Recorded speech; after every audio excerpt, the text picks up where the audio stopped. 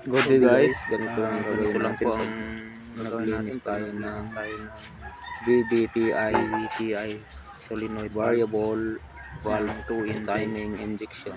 Yan, lalagyan natin ng positive negative, lagyan natin ng power supply, positive sprayan po natin battery, then sprayan po natin ng ganyan. Yan para lumabas yung dumi. Yan. So, para matanggal yung dumi dun sa loob. Hindi po yun basta-basta lilinisin lang, sprayan lang. Ay, hindi lahat ng dumi or hindi lahat ng carbon lalabas.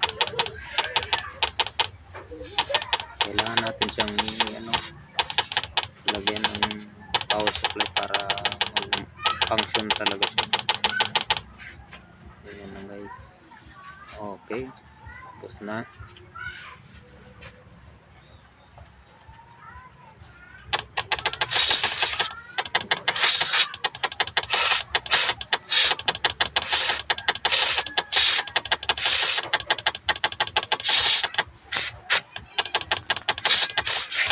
Okay.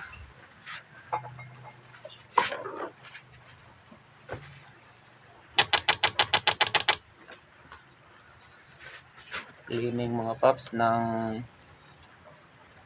VVTi.